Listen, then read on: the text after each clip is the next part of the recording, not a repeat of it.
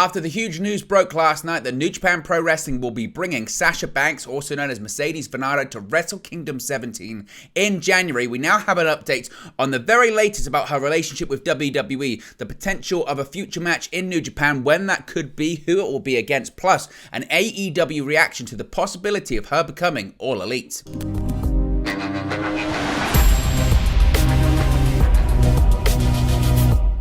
Hey guys, welcome back to Wrestling News 365. Hope you're all doing very well. And just when you thought this year, 2022, one of, if not the biggest year in pro wrestling history when it comes to news, just when you thought the year was done with no more big stories left to be told, there's one more left, it would appear, and that is Sasha Banks possibly signing with New Japan Pro Wrestling, possibly signing with All Elite Wrestling, and no longer going back and returning to WWE. We've got the very latest news on this. It was a story that broke late last night, talking about New Japan Pro Wrestling bringing in Mercedes Varnado to Wrestle Kingdom 17 in January of next year, January 5th that is, and possibly now the discussion is she going to be signing with All Elite Wrestling? Big story, and certainly a really exciting one that we're going to be talking about here today. And again, let me know your thoughts. I'm really interested to get you guys' thoughts about what Sasha Banks is going to be doing next, what the plan is going to be. As mentioned, Wrestle Kingdom 17 will be on January 4th in the Tokyo Dome, and the expectation is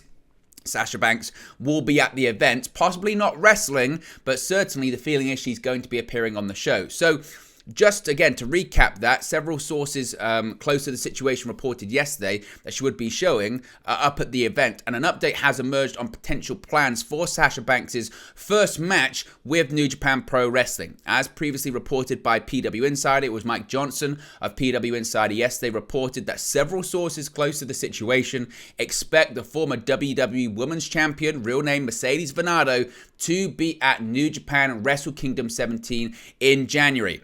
While it's currently unclear in what capacity Varnado will appear on the January 4 show, some have speculated that Banks will immediately enter the IWGP Women's Championship picture. Now, Dave Meltzer is reporting today, Friday, December 9, that after Wrestle Kingdom 17, whoever the IWGP Women's Champion will be, will defend the gold on February 18 in San Jose, California in the United States. Of course, on January 4th, Kairi will defend her gold against Tam Nakano, meaning that it will either be Kairi or Nakano making this defense. Logic would suggest it's probably Kairi Sane, because considering Sasha Banks has teased that match. Now, while Meltzer didn't confirm that Varnado will be the challenger against Kairi, of course, Varnado did tease a match with Kairi in October, sharing a fan-made graphic on her Instagram story. New Japan Pro Wrestling announced plans to introduce the IWGP Women's Championship back in July, shortly after confirming that wrestlers from Stardom would be competing during their US shows moving forward. The new title will be defended at New Japan events both in Japan and in the United States too. Kairi became the inaugural champion in November at the New Japan Stardom Historic X Over event, defeating Mayu Iwatani in the finals of the IWGP Women's Championship tournament. Of course, Varnado has been very busy since leaving WWE, or since walking out of WWE, depending on what details you hear. She did walk out, but now there's rumors that her contract has expired, or she's been released. She's been negotiating with WWE. We don't know. It's been very murky about all of that. But recently, she's just finished shooting her first movie role, and it does now lead to speculation about, well, if she's taking up bookings with New Japan, if she's going to be at Wrestle Kingdom 17 in January, if she's going to be wrestling in San Jose, California against Kairi, possibly for New Japan in February, that would imply that she's gone from WWE, and what does that mean when it comes to possibly signing with its competitor AEW? Now, Sean Ross Sapp of Fightful Select has provided a big update on this, sharing a big report yesterday evening, providing some more details. And obviously known professionally as Sasha Banks, Mercedes hasn't wrestled since walking out on WWE back in May and was subsequently suspended. PW Insider, as I mentioned, reported that New Japan is bringing Mercedes into the New Japan Wrestle Kingdom show, which is interesting, and the timing is certainly interesting for multiple reasons. Now, earlier this year, WrestleCade reportedly tried to book Sasha Banks for their Thanksgiving weekend event. Despite this high price tag that was being quoted at the time, Sasha Banks was, or Mercedes Varnado, we're going to interchangeably use those names in this video today, apologies, but she had a high price tag, as one would expect, obviously very popular, just fresh off WWE TV. Also, of course, she's a cross-media star in appearing in The Mandalorian, a significant character in that series as well. Despite this high price tag that she was requesting, WrestleCade were confident she would yield a return, and they were planning the booking. However, as talks progressed between the two parties, WrestleCade were told that Banks wasn't taking wrestling bookings until after January 1st, which is a really significant date because to me, as I spoke about yesterday, that does sound like either the expiration of a contract or the end of a non-compete clause.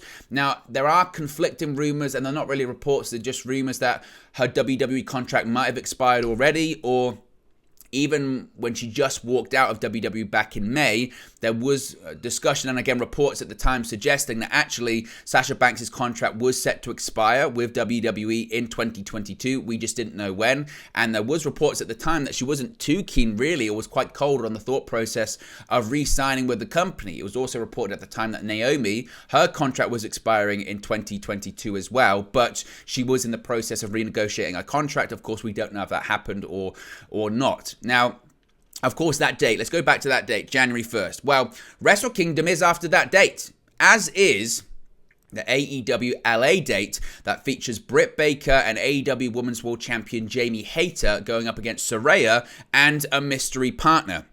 In fact, it's 7 days after this reported appearance at the Tokyo Dome in Tokyo, Japan at Wrestle Kingdom 17. So it could possibly be a big 7 days. And the interesting thing now is, on top of what Meltzer is reporting there, that whoever wins the match at Wrestle Kingdom will be defending their title, the IWGP Women's Championship, in February 18 in where? San Jose, California. So we could see a situation, if you want to map this out, where you have Sasha Banks appear at the Tokyo Dome on January 4th. 7 days later, she appears at the Kia Forum in Los Angeles, California. Then later, the following month, about a month later, on February 18, she appears in San Jose, California for a match against Kairi. Could be a busy start to the year for Sasha Banks. Mercedes Varnado, excuse me. Now, Fightful are reporting that they have already heard from reps from multiple companies asking about Sasha Banks' status and inquiring what they think it would take for her to make appearances, even if it was just one-offs. Now, Fightful asked about Mercedes' status with WWE after the heavy promotion of her appearing on USA Network's Barmageddon. Now, this is also quite interesting as well because Barmageddon's a TV series on the USA Network, and there's been a lot of recent promotion. Just looking at it on social media, go on Twitter, you could see it. They're hyping it up as Mercedes Varnado or Sasha Banks is back on the USA Network for this show.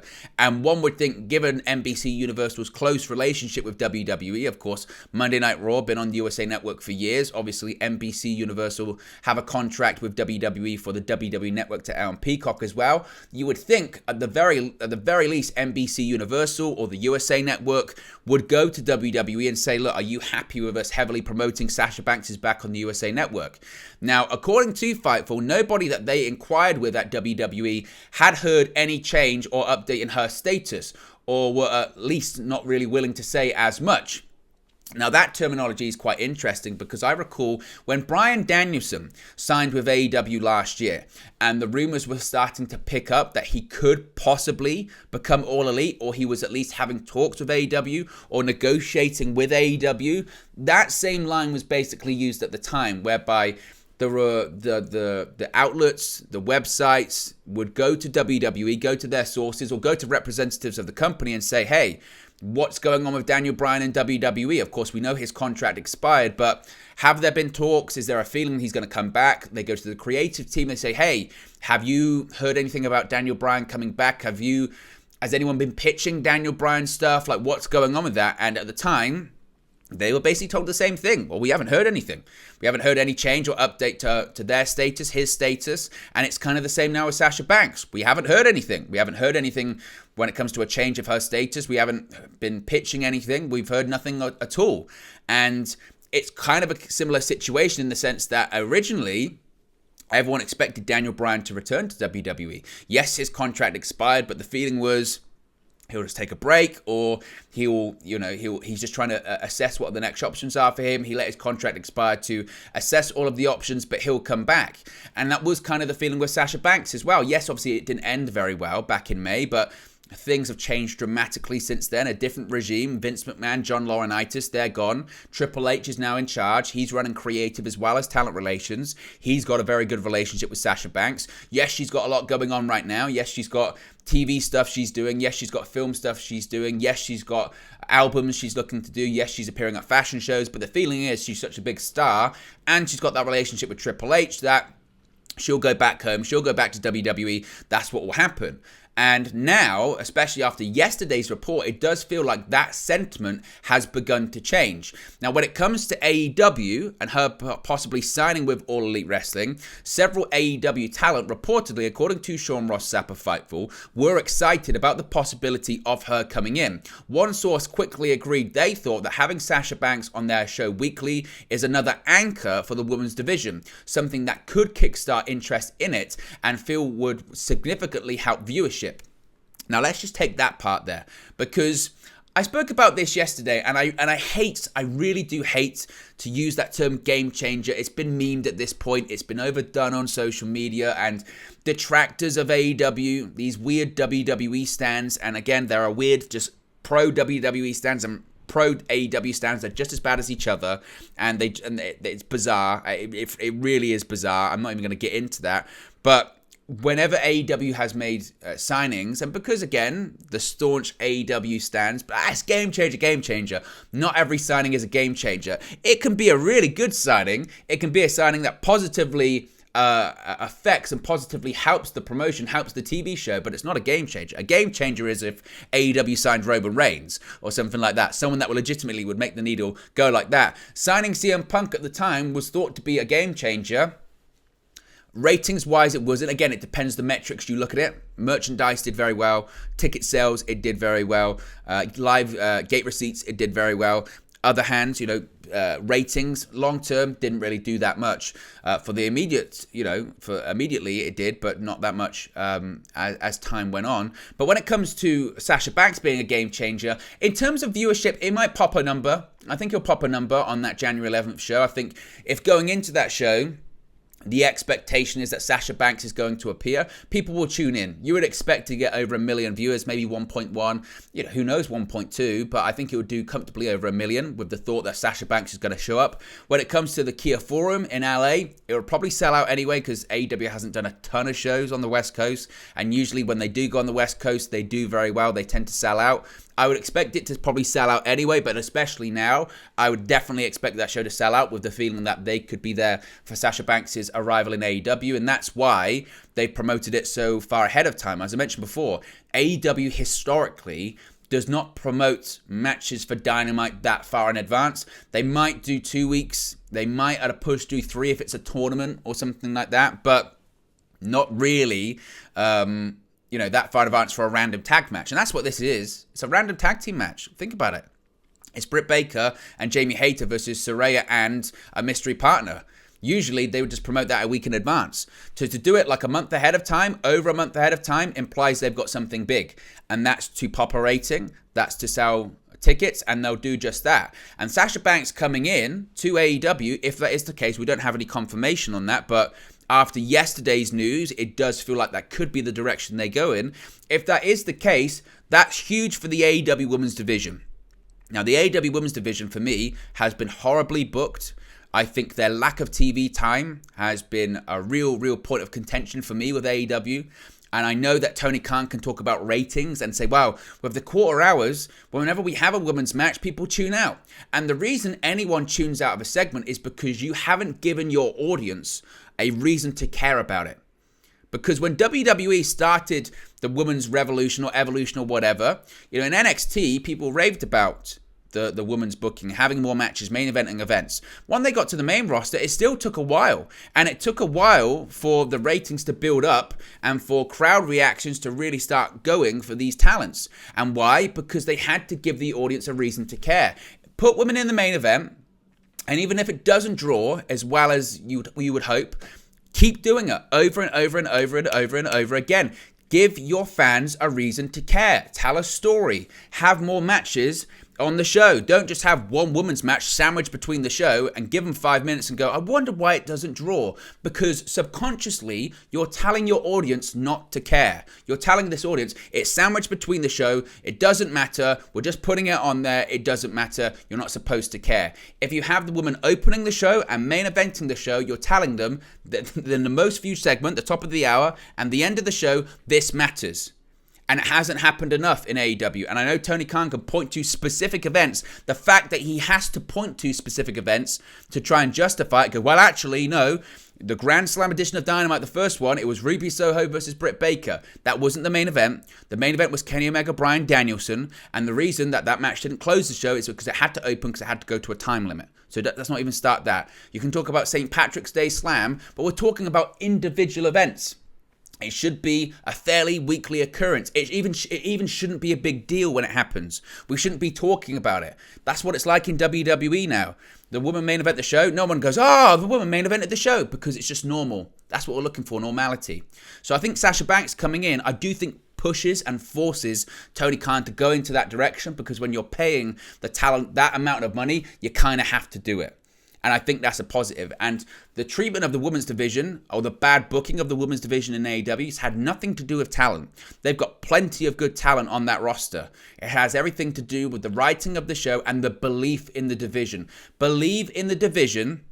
Give the audience a reason to care, give them opportunities, and they will deliver. And I think Sasha Banks coming in to the company, if indeed that does happen, I think is a big deal. And I think it will push Tony Khan, it will push AEW to have more female main events. We're talking not just TV main events, pay-per-view main events. Remember, a pay-per-view has never been main evented by the woman yet. AEW's been around for over 3 years, still hasn't happened. They do 4 a year. One of them could be an AEW women's main event. Make it happen. Take the risk. And again, I think that Sasha Banks coming in, because she's such a big star, because she's got name recognition, because she's young as well, she can absolutely be a massive, massive, massive win for AEW in that women's division. So again, I think that's really positive if they're able to pull that off.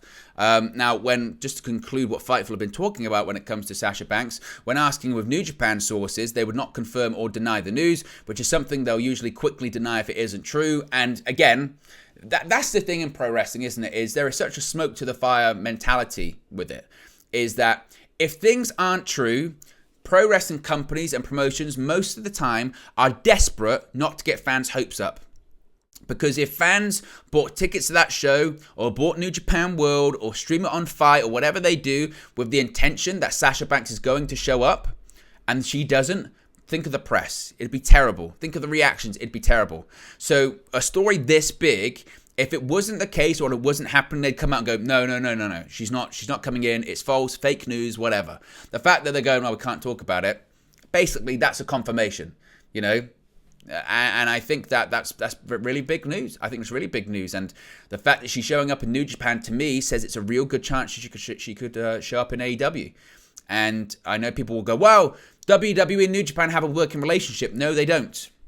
They point to the Kyle Anderson situation. That's a situation whereby they were already provisionally, not even contracted, they were provisionally booked for the Tokyo Dome. They'd given their word that they would be at that show, but then they signed with WWE. They told New Japan about that, and they told WWE about that, and they said, okay, like they do with some talents, not all talents, but some talents, fulfill your remaining bookings, then you're exclusive to us. WWE doesn't have that working relationship with New Japan Pro Wrestling. AEW does.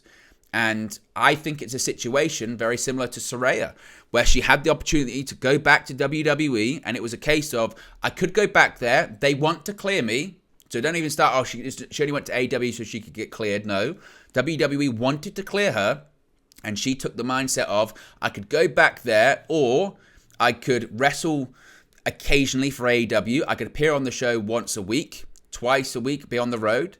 And also, I could keep up all of my other outside projects, which Sasha Banks has got far more than Saraya. She is an actor. She is doing rap albums or, music albums, whatever. She is appearing at fashion shows. She is doing movies. She's doing TV shows. So she might only have the facility or capability to be on the road for 1 day a week, twice a week for wrestling, and still scratch that wrestling itch, if you will. That might be what she wants to do. And I'm sure she'll get paid very well by AEW because of it. Maybe not comparable to WWE, but probably pretty close. So it would be a massive win. And frankly, Sasha Banks, she's still very young. She's still only in her 20s. She probably looks at WWE and says, well, I can go back there and it would be more creatively fulfilling. I don't have to deal with Vince McMahon and John Laurinaitis, and I can work with people I want to work with, and I get pushed. But I've done everything. She's done everything in that company. Scratch win the Royal Rumble, she's pretty much done it all. She's won the Raw Women's Championship. She's won the SmackDown Women's Championship. She's won the Women's Tag Team Championship. She's main evented WrestleMania, for goodness sake. She was one half of the first ever black female main event in WrestleMania history. That's groundbreaking stuff. She's done it. She's done everything there is to do. And she's a wrestling fan. She's not tied to WWE. It wasn't a case of she never had any interest in wrestling, then she showed up at the Performance Center and she fell in love with the business. No, she's always loved it. She's always been a fan of Japanese wrestling, of Japanese female wrestling. And it might be a case of her thinking, you know what? I can always go back to WWE, but when will I next have the opportunity to go and work in Japan? In a division that's just been established, the IWGP Women's Championship division. Like, that's a no-brainer for me. I'll go and work in Japan. I'll go and work for another company as well, because she's a wrestling fan.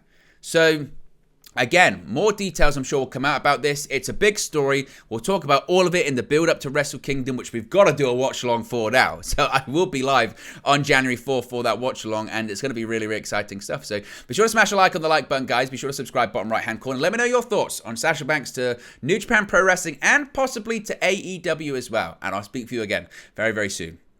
Hey guys, thank you for watching, listening, streaming, or however you come across this video today. Be sure to click on the video on the right there to watch our next video, or click the bottom there to subscribe, or the bottom right hand corner. Thank you very much, and I'll speak to you again very soon.